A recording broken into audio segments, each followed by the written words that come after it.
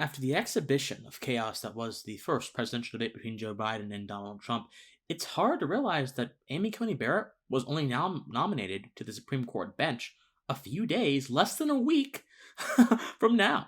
As of the posting of this video on October 1st, 2020, she has been nominated. Her name has been in the fray for less than a week. But when she was nominated, a lot of the left-wing, left-leaning individuals, intellectuals as they would call themselves, although I prefer to call them talkers and less generously clowns, decided to attack Amy Coney Barrett for many reasons. Now, of course, her religion was the most common refrain. Sure, she was attacked for her religion. We'll get into that in a moment. But she was also attacked for her supposed support of Citizens United and her supposed adulation of the corporatocracy, as many left-leaning people would say. And she was also attacked, get this one, she was also attacked simply because President Trump nominated her.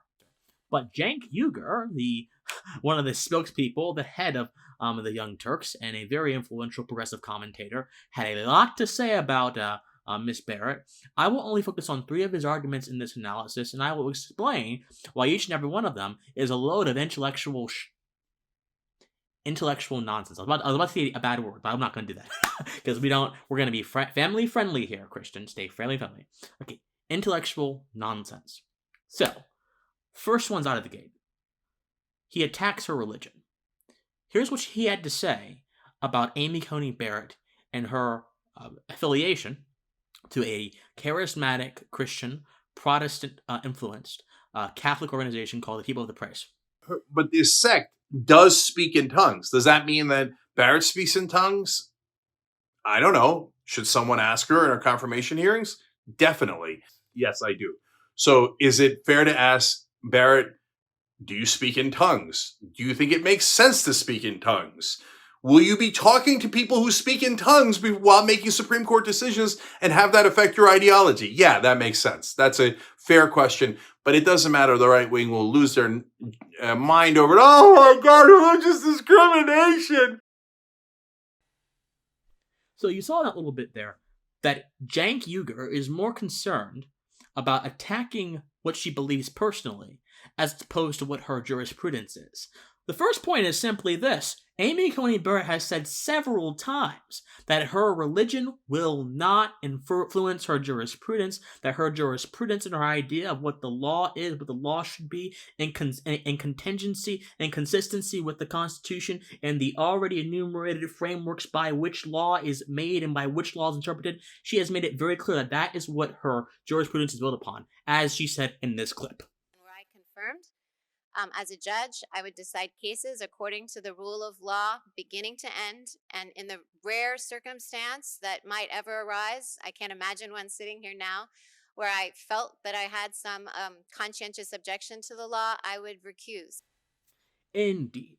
So I have no clue why the left is making such a fuss out of this. She is not some sort of theocratic bureaucrat. She is not some aspirational queen of some religious society. She is a jurist who happens to have a trust in what she cannot see, what's beyond her, but what influences her on a deep personal level, and that is God. And in all honesty, there's not a problem with that, and to suggest so is to engage in anti-religious and anti-spiritual bile. But the reasons as to why Cenk doesn't like her religion is even more confusing to me. Here is him comparing her religion to a sort of rough abbreviation, a rough extreme of Islam. He said, I'm Muslim, and by the way, I believe that if someone steals, we should chop off their hands. I'm out. Okay, so he's basically saying that if a Muslim who likes Sharia law wants to break people's hands, that is comparable to a Christian, charismatic Christian, praying in tongues or speaking in tongues. So I've got some experience here because I was raised Pentecostal, although I'm not anymore. Full disclosure, I am more of the Episcopalian vein now, but I was raised Pentecostal, and in my church, we spoke a lot of tongues. We got slayed in the Spirit. And there's a lot of different facets of charismatic Christianity, and there's a lot of different kinds of charismatic Christianity. But to assume that speaking in tongues, which is meant to be something done in private or done in communion with God, is comparable to harming someone's physical body. Maiming them is to simply endeavor in a falsehood and a fantasy that reflects more of Cenk Uygur's depraved mind than anyone else's. That's number one. Number two, there is a big difference in the kind of Christianity. There is a big difference in the kinds of charismatic Christianity. For example, there is a massive difference in this kind. Show hands, I said, quick.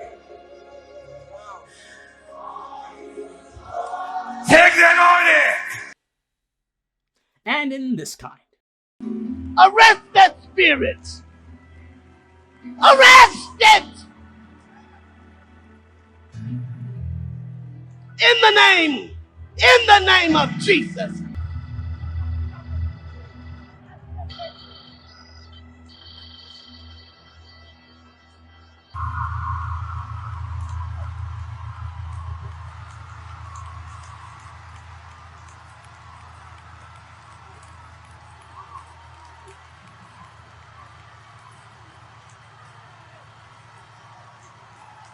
Both of those clips represent charismatic Christianity, but there's a big difference.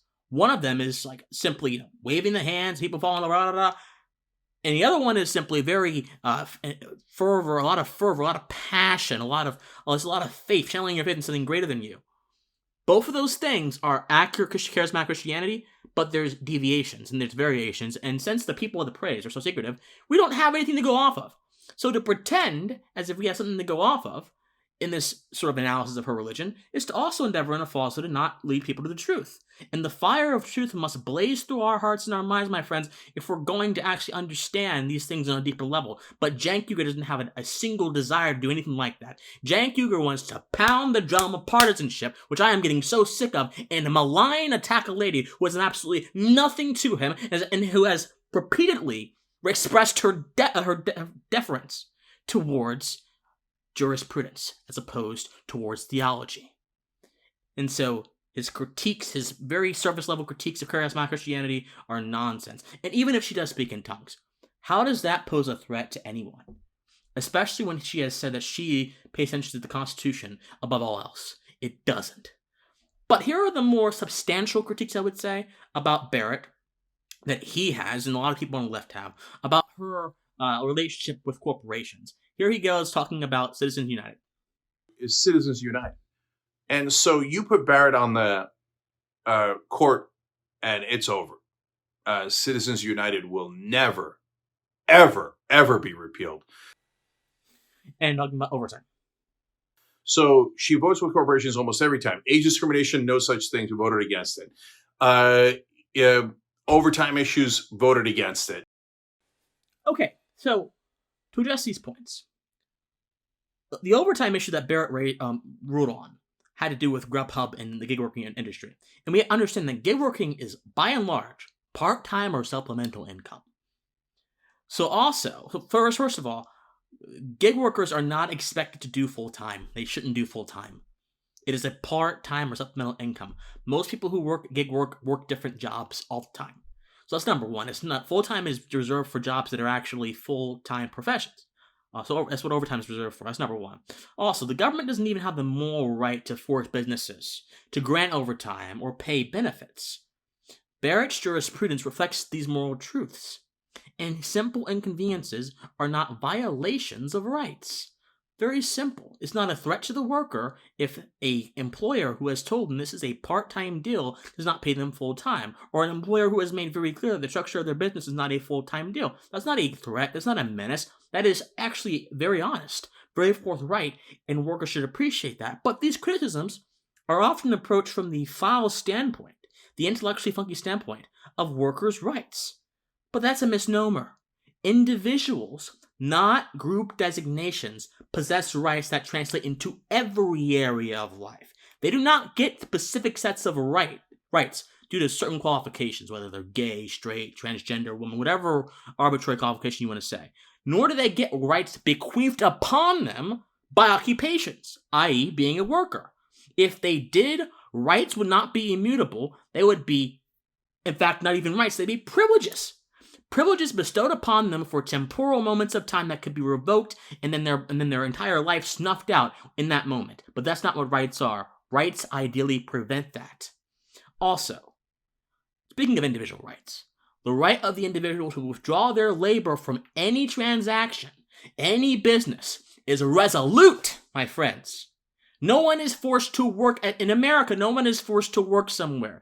In fact, your labor, if it's good, benefits the capital owner, so to speak, benefits the business owner. You don't have any obligation to give them your skills. In fact, if you're really good, you can go somewhere else, might pay you even better.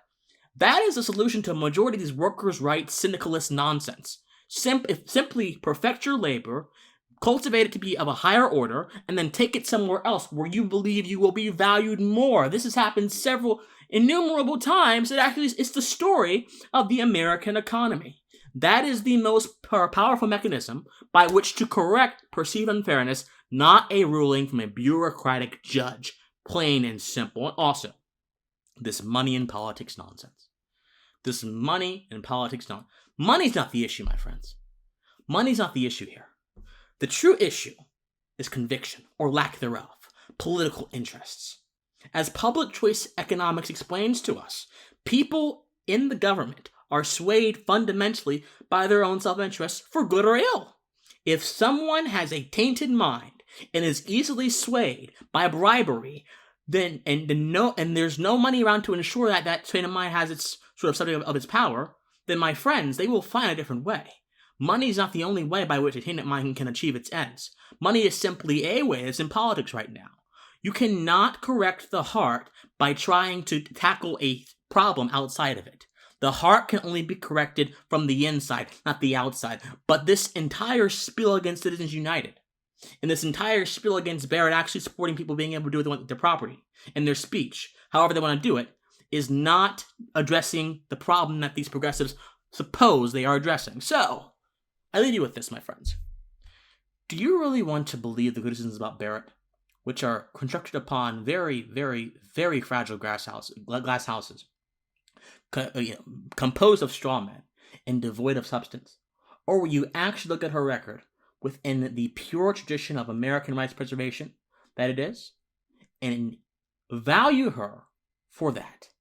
There are some issues with Barrett's record, but none of them, no legitimate issue has been outlined in this video, because all these issues are simply deviations and products of ideological fervor that is unguided by rationality.